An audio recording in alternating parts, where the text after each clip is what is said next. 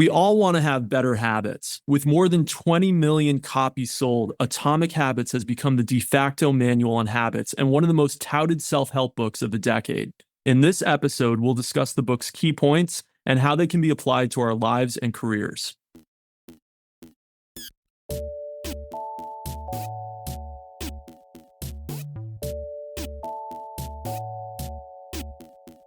Welcome to Business Books and Company. Every month, we read great business books and explore how they can help us navigate our careers. Read along with us so you can become a stronger leader within your company or a more adept entrepreneur. This month, we read Atomic Habits by James Clear. First published in 2018, it has quickly become one of the best-selling self-help books of all time. Clear meticulously studied the psychology and practical side of forming good habits and eliminating bad habits. He then created an easy-to-read how-to manual that can be applied to just about any habit. But before we get into the book, let's introduce ourselves. I am David Short. I'm a product manager. Hi, I'm Kevin Hudak, Chief Research Officer at a Washington, D.C.-based commercial real estate research and advisory startup. And I'm David Kopak. I'm a technical author and associate professor of computer science at a teaching college. Let's start by talking a bit about the motivation for James Clear to write Atomic Habits. Yeah, James was a star baseball player in high school and college, and he was actually hit in the face with a flying bat at the end of his sophomore year of high school. After a terrifying hospital stay that he goes into in the book, but it included a medically induced coma, he emerged a slightly different player and a slightly different person. In the years that followed, he embraced good habits in pursuit of constant improvement, and he ultimately ended up winning ESPN's academic All-American accolades in college. For him, addressing habits was the key to unlocking his full potential. By 2012, he had started an email newsletter that grew by the dozens of thousands year over year, and he was publishing articles on jamesclear.com. By the time he hit 100,000 plus readers, he was enlisted by Penguin Books to write this book, and he tells us about that process in the very beginning. In 2017, he also started the Habits Academy, and he's trained over 10,000 aspiring leaders from Fortune 500 companies, sports, the medical profession, etc. So he really had a lot of exposure early on with his email newsletter that just kept growing. And then ultimately with the Habits Academy, he's encountered so many different people, so many different leaders, and has heard their stories of good habits, bad habits, and they're all encapsulated in this book. Thanks for that, Kevin. Now, before we get into the details of the book, I was hoping we could address something pretty basic. What is a habit? So I'm sure we all know this, but just to quote directly from the book in this case, a habit is a routine or behavior that is performed regularly and in many cases automatically. But I think it's really the things we do all the time. So, what are the activities that each day when you wake up you perform, each day before you go to bed you perform? What are the things that you do habitually? And Clear goes into a lot of detail about the details of a habit, which I'm sure we'll get into down the line.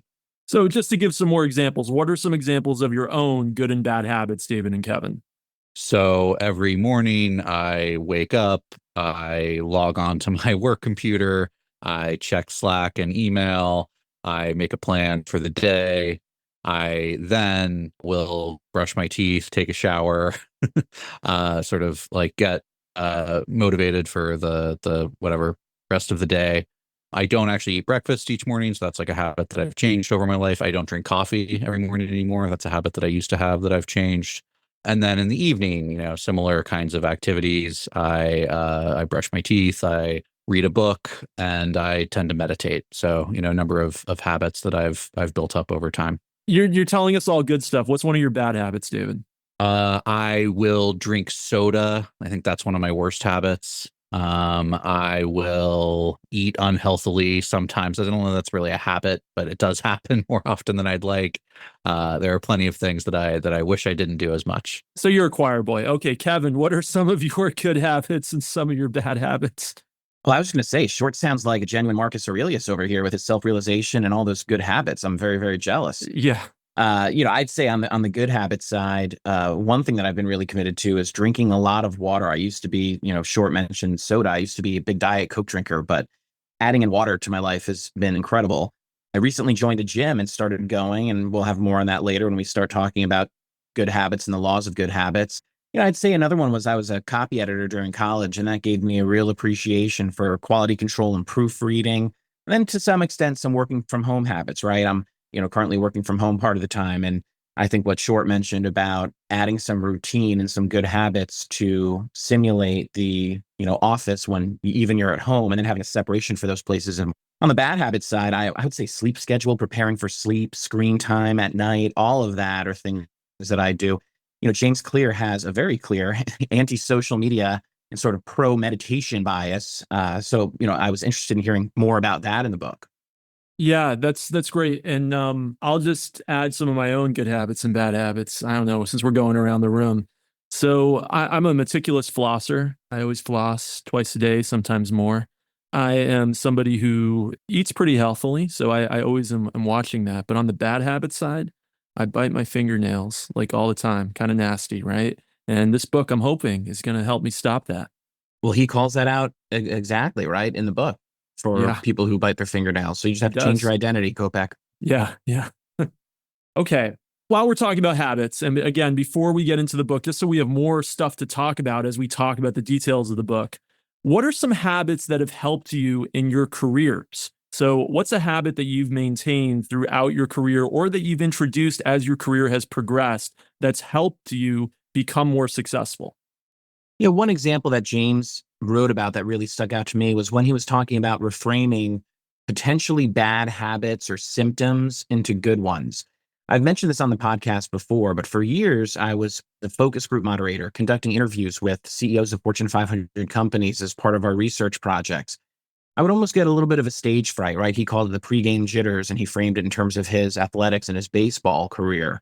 But I would get those pregame jitters heading into moderating focus groups or giving big presentations. And so one thing I did was really change my own self-perception of that to be more anticipation, right? And the nerves were not necessarily fear of failure, but instead it was anticipation of success. And it was also just understanding that I cared so much about something that I did have nerves about it, right? That I wanted to deliver a great product.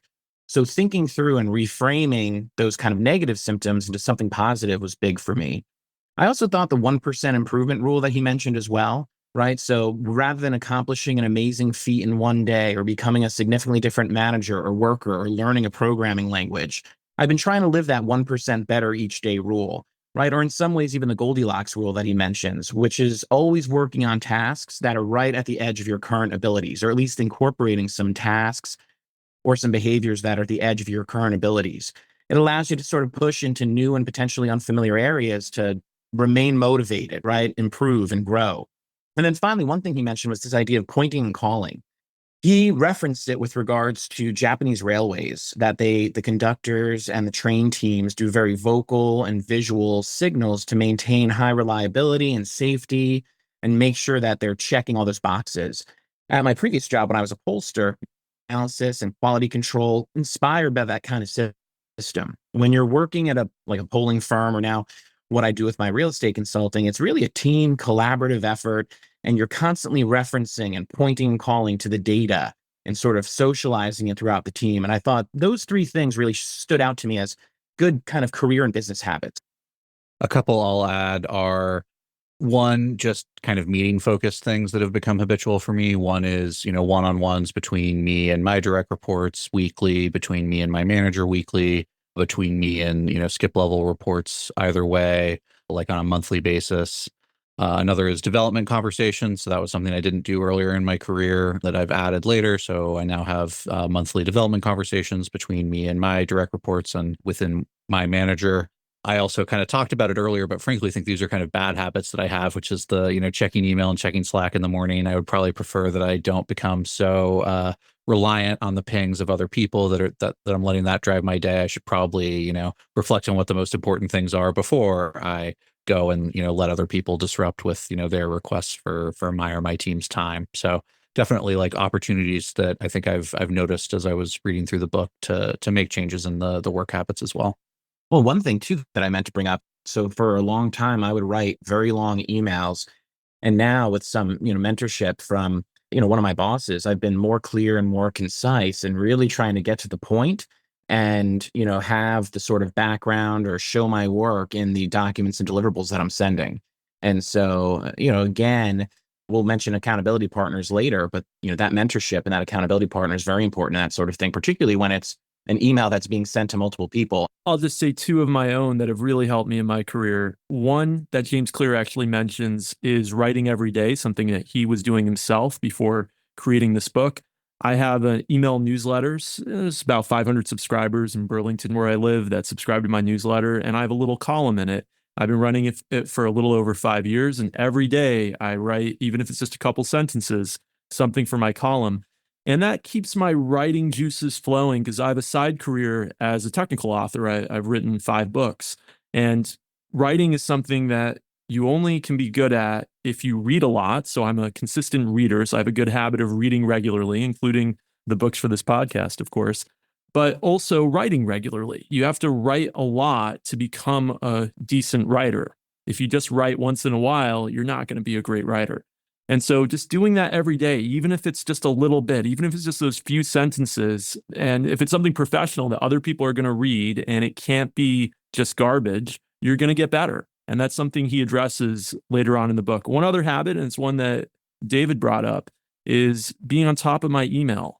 I'm really meticulous about replying to people quickly. And I've gotten a lot of positive feedback from both colleagues, bosses, and students as a professor saying, Professor Kopak is super responsive. He always gets back to me right away. Even sometimes at 2 a.m., I write to him and he sends an email back right away. And I don't let my inbox build up. And people really appreciate that. People like when you get back to them quickly. So now let's get into the meat of the book a bit. Let's talk about how Clear explains that habits are formed. How is a habit formed? I think we all intuitively understand this, but I like the framework that he puts around it. So I'll describe it a little bit and then I'll go into the framework. It really is just about seeing results that we like in some way, right? Ultimately, there's some kind of pleasurable result that we typically get, and that's the reason that we can continue to repeat the thing that we do. And it may be, that we get success in our careers, or we see, positive, changes in our life as a result of the things, or it may be that we just get a dopamine rush or some other, chemical reaction that may mean it's still not really great for us, but we're getting some kind of pleasure out of it. So specifically, the way that Clear breaks it down is the cue, craving, response, reward loop. And so the idea there being that you first have to have some kind of cue for the habit. There's got to be something that triggers you to say, this could cause the habit to happen. From the cue, you'll then get a craving, which is some kind of desire for the pleasurable thing that's going to come at the end of the habit. That craving will then induce you to respond, which is actually doing the habitual thing. And then after you do the habitual thing, you will get that reward, which again is some kind of, pleasurable thing that takes place afterwards, which may be, again, some actual positive thing. You take a walk and you see yourself lose weight, but that's going to be like a very long-term thing. So you're probably not going to have like short-term rewards in that case. Or you smoke a cigarette and you get a nicotine high, and you very quickly get that reward from the action that you're taking. Thanks for that, David. So there's this clear loop, this clear set of steps. We understand now how they're formed. Another thing about habits beyond how they're formed is how they are connected to our identity. Why is identity important, according to Clear, with regards to habits? Yeah, identity for Clear is really the core of habits, right? It's the idea, his process includes these 2 key steps. One is deciding the type of person you want to be, right? Your identity. And 2 is proving it to yourself with small wins. He focuses, for example, on rephrasing tasks, processes, outcomes with an actual identity, which really is kind of the rising tide that lifts all boat, right? You may say that you have a goal or you want to create a habit of going to the gym X many times a week, right? That's just a goal or that's a process to get there, right? But the identity is, I want to be someone who doesn't miss going to the gym, or I want to be someone who is consistently focused on their fitness, right? Identity is about what you believe. He gives the example of quitting smoking, right? If you say or you use a statement, like an action statement that is, quote, I'm trying to quit, right? That smoker still believes they're a smoker. If you say, for example, I'm not a smoker, right? That's now the identity. And it's a stronger motivator. It's a stronger driver to actually reach the desired end outcome. Thanks, Kevin. So we have to think about who we want to be, and that's going to help us form habits around that identity. Let's talk about some of the laws of forming those habits. Clear gives us 4 of them. What are those 4 laws? So the 4 laws, I'll say them aloud, then I will sum them up. The first law is make it obvious. 2, make it attractive. 3, make it easy. And 4, make it satisfying. So for the first law, make it obvious, the most important part is to clearly name, call out, even record and write down your good habits that you plan on doing to make them obvious to yourself. To support this, he then recommends that we use implementation intentions. I will do X action at Y time. He tells us to stack habits back to back so that they cluster together, almost like neurons in your brain that sort of fire automatically and connect to each other. A big part of making it obvious is also designing an environment that helps you maintain those good or healthy habits. The second law, make it attractive. This is about how to actually follow or behave with good habits. He mentions temptation bundling here, which is pairing something you want to do, but might otherwise not, with something you need to do. He also says in this section about making it attractive to join a culture or even an affinity group where the desired behavior and outcome is the norm, right? It's freely accepted, it's encouraged. He also mentions here motivational rituals or activities that make the habit even more enjoyable. Short will get into these inverses later, but if you were trying to quit smoking, you wouldn't want to join the culture of the outdoor smoking break and hang out around those folks. And you wouldn't want to create a ritual that when the clock hits 3:15, it's time to go out for a cigarette. The third law of good habits is to make it easy. This is about more than just sort of following or behaving with good habits, but making them sustainable, right? Making them automated. He mentions reducing friction here. So reducing the steps that are required for your good habit, priming the environment to make automation and sustaining that habit even easier. He calls out these decisive moments, which I thought were super important. There's small choices that have big impact, right? Like putting on his gym clothes right when he gets home. Clear says so there's no other option than to work out because if his gym clothes aren't there prepared, he said he might sit on the couch and watch Netflix and need a pint of ice cream. The 2-minute rule is also something he mentions in this chapter. And that's when you add habits that take no more than 2 minutes at first or have an unexpectedly delightful short commitment time, and then stack those with the other habits. Those are the quick wins that I mentioned in the identity section earlier. He mentions automation here for the make it easy law. Automation wherever possible, and that's how you can guarantee sustainability of the habit. And then finally, the 4th law was make it satisfying. This is when we go beyond just sustainability of the habit, right? But get to that long-term accomplishment. This means immediate rewards and reinforcement. Using habit trackers is something James Clear recommends. Using accountability partners, like I mentioned before, and even having some end-of-year check-ins and reviews. And then what he calls integrity assessments at the half-year point. One big thing here, too, is his idea of never missing twice, right? When you miss twice, you miss doing your good habit twice, your lack of a good habit has actually led to a bad habit. So those are the 4 laws: making it obvious, making it attractive, making a habit easy, and making it satisfying. Thanks for that, Kevin. And that missing twice thing, that's happening with my newsletter is if I miss a day, I have like an auto thing that says, oh, I was away today, which is usually true if I do miss a day. And then I feel really, really like, oh, if I miss another day, that's going to be so embarrassing. Do you even do it on the weekends? I do it on the weekends. Yeah, it's every day. It's literally every day. So I've written, I guess, like 5 years. I've written more than, 1,600, 1,700 of those little daily columns. Missing once is an anomaly, right? Missing twice is a pattern, right? A habit. Yeah, no, absolutely. Okay, so those are the laws for forming a good habit. Throughout the book, he also talks about the opposite. How do we invert those laws if we want to break a bad habit? Yeah, so I'm going to kind of mimic Kevin there. I think I had kind of the same idea, but I will credit him because we didn't talk about it beforehand. But I'll list them out and then I'll go into a little bit of detail. So the inversion of the first habit, which just to call back to Kevin was make it obvious, is make it invisible. The inversion of the second habit, which was make it attractive, is to make it unattractive. The inversion of the third law, which was to make it easy, you'll never guess, is to make it difficult. And the inversion of the fourth law, which is to make it satisfying, is to make it unsatisfying. So You can, again, imagine what these might mean, but going back over it, making it invisible is really about taking away the visibility of the habit that you want to avoid. So if you're used to eating ice cream, don't have that readily available. Get it out of the freezer, get it out of the fridge. If you have to go somewhere in order to do it, it's going to be less likely that you're going to actually do it. The second one is make it unattractive. So in that, it's really about trying to set your mindset around the negatives of it. So if previously you thought of cigarettes as an opportunity to socialize with friends and thought of it attractively, instead think of it as something that's going to make you smell bad and make, people who aren't smokers not want to spend time with you. So, invert that habit, frame it as unattractive. The third law is make it difficult.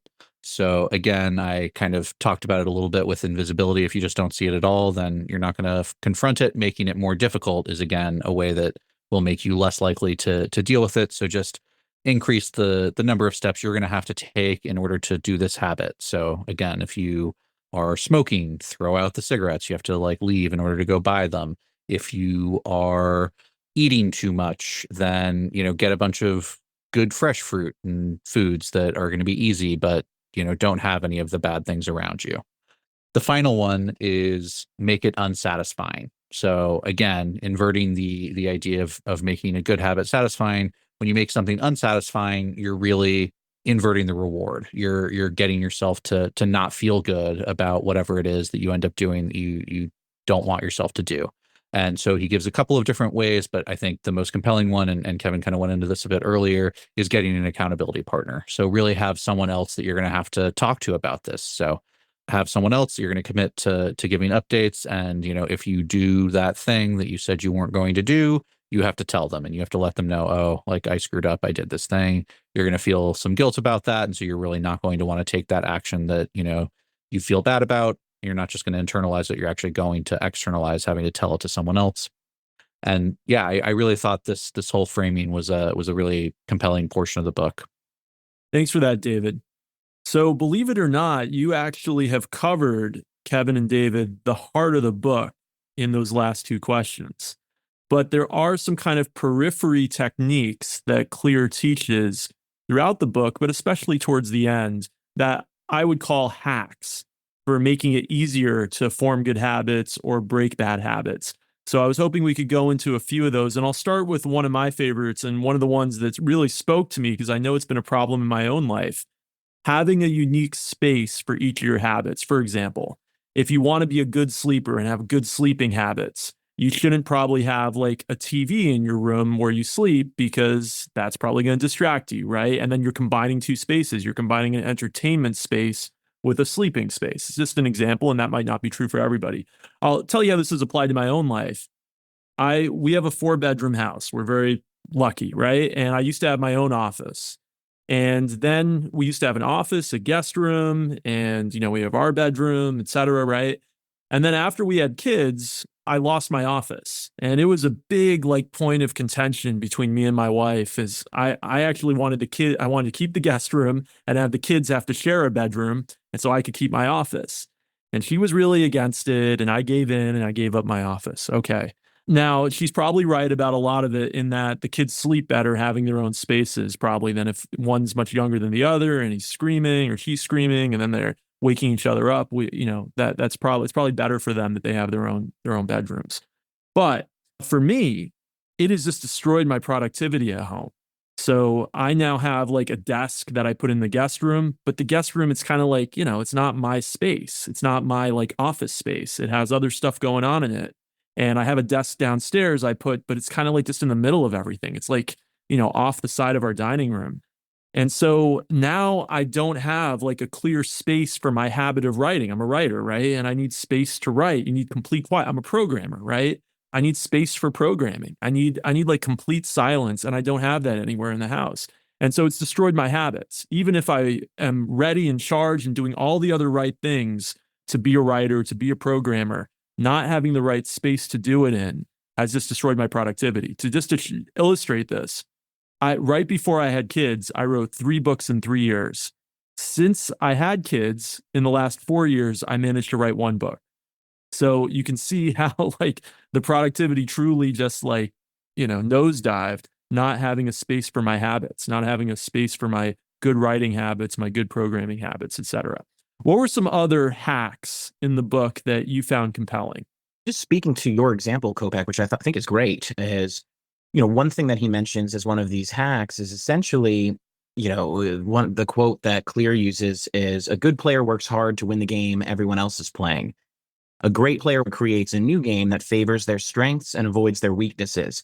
He actually used the Dilbert creator, Scott Adams, who was looking for areas where he could be in the top 25% of the population. He came down to drawing better than most people, but also having some comedy better than the average stand-up comedian, right? With you, I think, I know that you're expanding into covering, parenting and your unique take on parenting as well.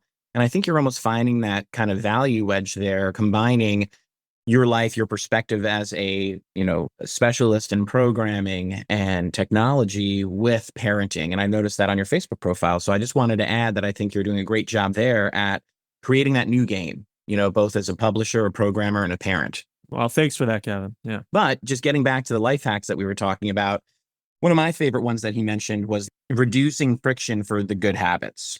Setting up your kitchen the night before, set yourself up for success.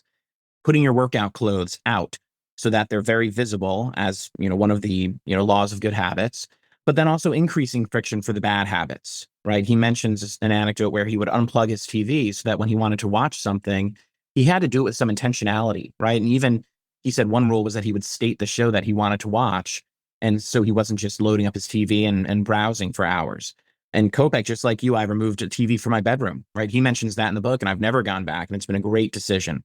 The one that also really resonated with me was the 2-minute rule, right? Short but consistent events and activities as part of your habits. When I recently joined a gym, without having read this even, I decided to only go for as long as I was comfortable, right? And I told myself, it's okay if I stay for only 15 to 30 minutes and do some cardio. It's more important that I actually went to the gym. It makes the gym a place that I want to go. And additionally, because I have a fantastic accountability partner in my girlfriend, Allie. Thanks for that, Kevin. That makes a lot of sense. And those are some great hacks. Okay, towards the end of the book, Clear gets into the idea that actually forming these habits is great at first, but it can actually, any habit, even a good habit, can become problematic as we become very, very comfortable with it. How so? How can actually even a good habit become problematic if we get into too much of a comfort zone? To be honest, I didn't like this part of the book as much as some of the other stuff, but I still think he has a good point, which is that you should reflect on the habits that you're taking, because if you don't, you can become complacent. You can just get into a rut, right? Like a habit is not necessarily always going to be the right thing. And you may want to change those habits over time. If Kopeck had started his daily writing routine when he was younger, it certainly would not have been, an email newsletter to someone else. So having that ability to reflect and recognize that there are potentially new ways to adapt what it is that you may have been doing beforehand can be really important. And so I think it's true that like you want to always look back at your routines.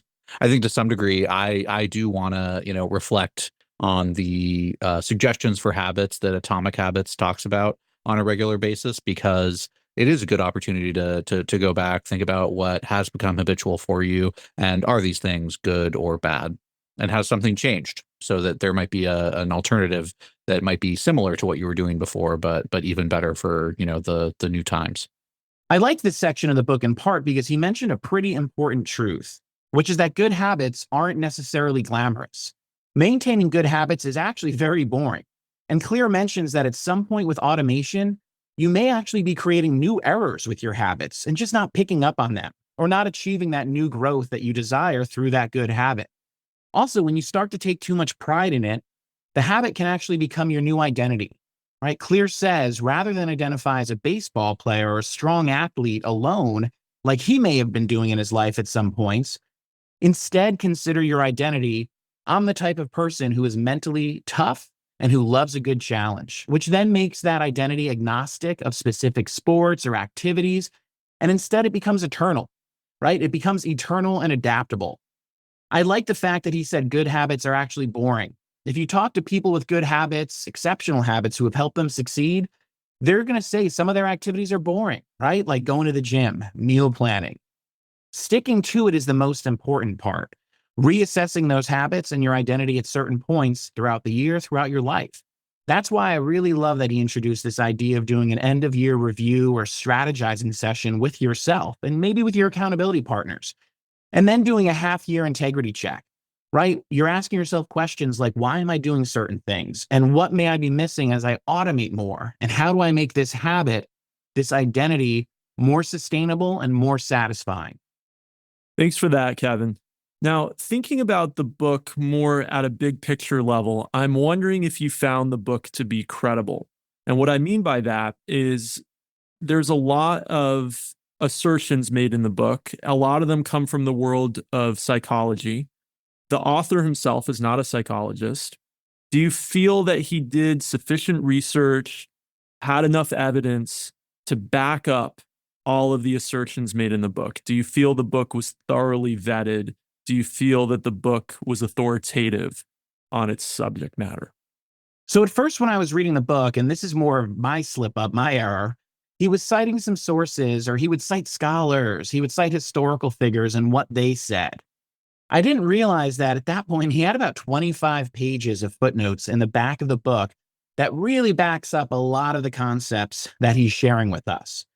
But still, I felt that the inclusion of those footnotes, the inclusion of those comments and quotes throughout the manuscript itself sometimes felt a little thin, almost like a drive-by shooting. I also thought, while it was credible, I think one of the, when we read Christopher Voss's book, Never Split the Difference, he specifically mentioned in his anecdotes, his vignettes of some of his students, that they were indeed his students or they were in his trainings. And he kind of delved a bit deeper into their stories, their thought processes, and how Voss himself would coach them, right? He was giving us their background, the problem they faced, the negotiation they faced, how Voss coached them, and then how they overcame, built better habits, built better negotiating tactics to drive success. And I thought that that served Chris Voss's book really well. In this case, knowing now that James Clear has his Habit Academy, I would have liked to have seen more explicit callouts, right? And maybe some longer form stories, kind of matching that sequential nature of the Voss anecdotes and vignettes. And I think because of that, in the Clear book, sometimes the identity of the book itself or Clear's voice was struggling a bit, right? It was a balance between sort of true self-help books and maybe a little bit of Malcolm Gladwell peppered in there as well. But he never really embraced either side of that. But I still thought it was credible and authoritative, given his experience. And of course, its popularity, how well it's reviewed, that certainly speaks for itself as well. But at some points, I felt like he was kind of getting into maybe too many generic, evergreen quips and kind of power phrases, just kind of too clever and almost too cute by half throughout the book. He also mentions repetition to the point of getting boring, right? So just like I mentioned before, how sometimes good habits become boring, and they should be boring because they're not necessarily glamorous. And, I've mentioned in this podcast before how I love it when some of these books get a little meta about what they're trying to achieve and the structure and the form of the book, right? In this case, he kept repeating the laws of good habits and filling them in at the end of every chapter in that kind of rubric cheat sheet style that we've discussed. And I thought it was really exceptional, and it really made sense to me, that structure of the book. Reading the book, and just by habit, at the end of each chapter of his checklist, his 4 laws, the backup behind him, in a way, Clear was almost using his own model to enforce upon us those good habits, forming good habit as we read through the actual book. I would also say that in general, it felt credible, but to be honest, I don't think it's highly cited. So I think in general, a lot of the advice just feels intuitive, like it feels believable. He does refer to certain, psychologists and whatnot. And so he kind of a little bit shows his work, but it's not, there's a lot of like asterisks is in the book, but they're not really like footnotes to, this scientific study shows that this is proven. But I do think it genuinely feels like he's done a good job of like reading the best stuff about habits and, done a lot of, personal experimentation and whatnot. He does refer to studies and whatnot sometimes, but yeah, I think it's more pop science than it is, like hard science for sure. he mentions neurons, but then sort of uses it as a clever turn of phrase, or like one of those power phrases I said. He doesn't necessarily get into the cognitive and behavioral brain science aspects of it. Yeah, I mean, one thing about it is a lot of the advice in the book is obvious. It's stuff you already knew before you read the book, but nobody just ever wrote down for you or said out loud. And hearing it again and maybe backed up a little bit by some anecdotes and a few studies he's read makes it stick in your mind more. So I agree with everything that both of you said. And it's not trying to be an academic book, but at the same time, I think he does enough to back up what he's saying. And the fact that a lot of the advice is self evident doesn't require as much backup as maybe a book on a more, let's say, complicated subject might. Okay, now that the two of you have read this book, is it going to lead to any changes in your work life? You don't need to tell me about your personal life. Like, we don't need to talk about me biting my nails, but is there anything in your work life that's going to change for you and your careers and your habits for your careers now that you've read Atomic Habits? So I do almost wish we were recording this a month from now or maybe 3 months from now, and that we could both, or all of us could reflect on, we tried to implement some new habit. Like, did we actually succeed in doing it through this? So maybe we'll need to provide a addendum to a later episode or something on any of this. But I did do the exercise in the book. I did document a bunch of the different, habits that I think I have. And then I did have a couple that I added that I wanna try to add. So I want to try to like focus on spending more time with my wife specifically in certain time periods. I'm not going to go into the details of it on this podcast, but I did try to make them, specific in order to be hopefully more executed per the advice of the book. And taking a walk is another one that I'm trying to implement. So like getting outside, getting the sun, and spending time walking each day is another habit that I'm trying to add for myself. So we'll see if I'm able to succeed. I again associate it with a specific time, but I'm not going to go into the details here. Okay, Kevin, what about you? And the question was about career. David didn't follow the question, but that's okay. How do you think you're going to change in your career, Kevin, as a result of reading this? Any career habits? Yeah, I think for on the career side, I was going to say that this idea that law of making the habit very visible and not kind of hiding the ball is super important. Again, I've been working, like I said, on email communications, given everything is so virtual now. I think for career as well, just the idea of balancing, hybrid work environments and setting up an environment that facilitates that, and then adding some habits that make the home workspace more like the actual commercial office workspace is going to be important. I was just going to add on a personal note, like I mentioned, I just joined a gym. And to Short's point, I really think where he mentioned, I wish, we were recording this a month later. I think for me, I actually might go back and reread this in a month, right? After I've sort of had my first month of, being a gym member. And it's almost going to be like what, James Clear calls that assessment of integrity, right? Or that sort of mid-year check-in for sure. Okay, thanks for that, Kevin. Kevin, David, is there anything else in the book that we didn't get around to talking about that either of you wanted to mention? One thing I think we didn't mention was habit stacking. And so that was an idea that I think could be pretty effective, which is around adding another good habit to some pre-existing habit that you might have, which maybe it's not even necessarily a good one, right? But associating something that you're already doing with something else so that it can get you to do that other thing. So if you are, always having a cup of coffee, and you want to start spending 1 minute of mindfulness or something, maybe you'll say, like, I'm going to do my 1 minute of mindfulness before I get my cup of coffee. And so now you have this kind of positive thing that you enjoy already, and you now start to associate it with this other habit that you're trying to add for yourself. So I think habit stacking is a good one that I'll try to embrace as well. Yeah, and one thing that we haven't talked about was, given our shared Dartmouth lineage as Dartmouth alums, I was surprised to learn in one of his vignettes that John Henry Patterson was a Dartmouth grad who essentially popularized the cash register. So James Clear used it as an anecdote for automating good habits, in which essentially the cash register, which only unlocked when there was a sale and you would put the money in, you would put a corresponding receipt, that automation emphasized good habits by deleting the bad habit of potentially stealing. He ended up seeing his revenue go up by $5,000 in his stores, the equivalent of, I think he said, 175,000 or so in today's dollars. And, John Henry Patterson ended up starting the National Cash Register Company. Thanks, Kevin and David. Okay, so let's think about again the book as a whole. If you had to say, this is the thing that I really took away from it, this is the most valuable thing from the book for me personally, what was it for the two of you? What was your biggest takeaway from the book? The heritage or the meaning of the name Atomic Habits, right? That big outcomes and good habits start small and at that foundational atomic level. And I think that gives me a level of hope and optimism that you don't have to boil the ocean overnight, and that some of these things like the 2-minute rule lead to even better outsized outcomes start very small with that first step.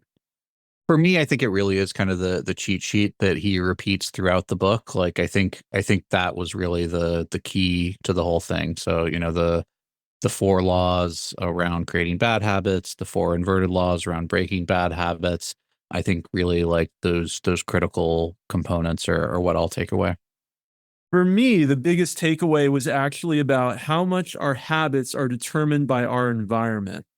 And I mentioned earlier the thing for me about my office and not having a proper home office anymore and how much that's affected me. And I have thought about it before, but this book really put it in focus. But he talks about in the book how our habits are not about just willpower. I always thought I was somebody who had like pretty good willpower. Like, I don't have a lot of like big vices, but I think a lot of that is just following a lot of the laws in the book. And I've been following them over the years without knowing that they're, laws of habits. He gives an interesting example in the book that really made a big impression on me about folks who, during the Vietnam War, American soldiers who got addicted to heroin out in Vietnam. And then they would come home to the United States and not anymore be addicted to heroin. 90% of them, he said, stopped being addicted when they came home to the United States. And that's not how, as he says in the book, we normally think about drug addiction. We normally think about drug addiction as something that somebody has that's their problem, not the problem of the environment that they're in. But at least in the case of these soldiers, it was such a bad environment out there fighting the war in Vietnam. It was leading them to do drugs. And there were a lot of other people doing drugs around them. And then they would come back home to their normal lives in the States, and they weren't in that bad environment anymore, and they could give it up. So anyway, the bad habit of doing drugs, according to Clear at least, was largely a product of the environment. And so I really never thought about certainly drug addiction that way. I did a little bit, but not to such a great degree. And it's made me think about how a lot of the things that are problematic in my career and my personal life have to do with how my environment is not properly set up. And it's actually made me think about my dad, who was an incredibly prolific author and just worker in general. He was a really hard worker. Wherever we lived, he always made sure he had whatever house we bought, and we moved a lot, he had like an incredible office space. And now I see why that was so important. And I think, as a kid, I was like, oh, it was like his office. It wasn't like off limits to me, but it was like, it was really like his space, and now I see how important that is. And not everyone's privileged enough to have, the ability, like right now, I don't have my own home office space and I can't afford to like build another room or something on the house. But, if we can find maybe ways around that in our lives, it's so important. Having the right environment is so important. And this book has really emphasized that for me. Okay, so now the most important question, the question that all of our listeners are on the edge of their seats waiting for us to answer. Do you recommend this book?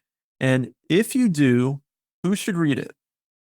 So to be totally honest, I don't really recommend this book. Like, I mean, it's very popular, I think, for clear reasons, but I do think we have conveyed the vast majority of the value. And I would frankly say what I said before, the cheat sheet for the book, I think, is literally 80% of the value of the entire book. But that being said, it is not a bad book by any means. There's a reason that it's popular. It is a very readable book. I think anyone could enjoy it. I just think it's very repetitive. I think a lot of the stories that I'd read in it, I'd heard before.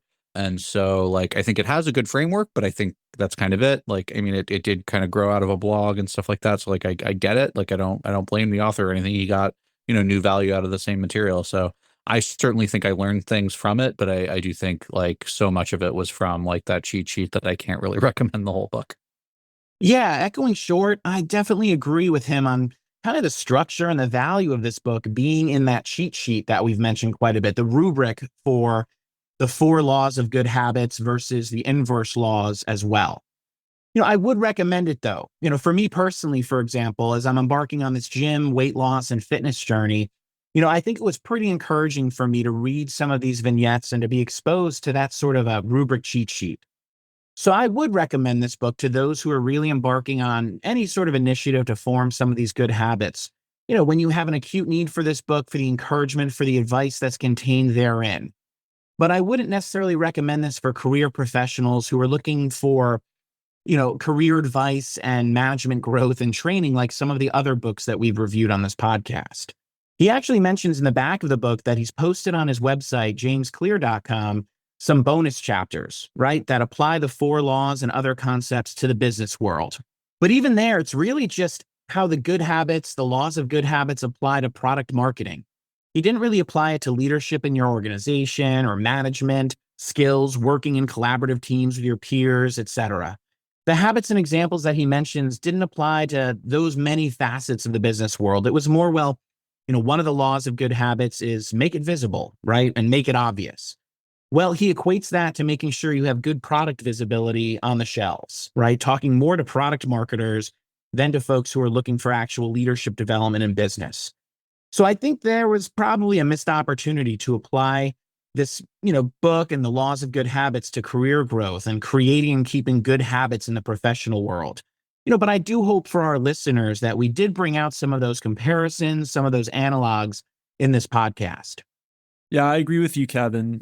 For me, we're a business books podcast, right? And we've started this season doing a couple self-help books. But this book is not really going to help you as much in your career as, say, the other self-help book we did, How to Win Friends and Influence People. That book really has some great advice that can help anybody, no matter what career they're in. This book, I think, will help you a lot more with your personal life than it will with your career. Although certainly there's habits that we could be better in, and we talked about some of them in this episode. He just doesn't use them a lot as examples, so it doesn't make it as concrete for career advice. On the other hand, I do recommend the book as a whole. I think it is explaining things that, yes, when you hear them are obvious to you, but sometimes you need to have something written down and read about with anecdotes for it really to make a big impression on you and lead you to making changes, even if it's obvious. There was nothing in the book that kind of blew me away, with maybe the exception of that anecdote about the Vietnam soldiers that I mentioned earlier. But other than that, I mean, everything in the book, I was kind of nodding my head as I read it, but it's written in a very easy to read manner. I mean, the book, I read the hardcover and it was about 250 pages, right? But there's so many blank pages in the book, which was really weird, actually. There's a lot of blank pages between chapters and between parts. The book's actually probably less than 200 pages of actual content if you take away the diagrams and the blank pages. So it's super easy read. He makes it very digestible. It's very easy to follow. And I think if you are having any kind of personal struggles, it's useful. I think there's a reason it sold more than 20 million copies. But I agree with you, Kevin. I don't think it's super applicable to our careers in the same way that like How to Win Friends and Influence People was. I don't really disagree with anything you said there, Kopek. The one thing I just want to add is it's just really not a book. Like it's a series of blog posts that he turned into a book. And I really think, the vast majority of it is there. I think you're right. Like, again, I definitely did learn things from it and I did nod along. And I think you're right. It's like, I think you sold it in the right way. It is going to give exactly what you described. It's not even 250 pages. Like it's a blog post that got turned into a book, a series of blog posts. Yeah, but you know what? It's like a $15 book, right? And if it helps you, like, whatever the struggle is in your life, whether that's, giving up alcohol or, or losing weight or trying to stop biting your nails, whatever it is, right? Like, it's worth that $15. I mean, if it gave you a little bit of insight into how to do that a little better, I think there's a reason that it's such a popular self-help book. Okay.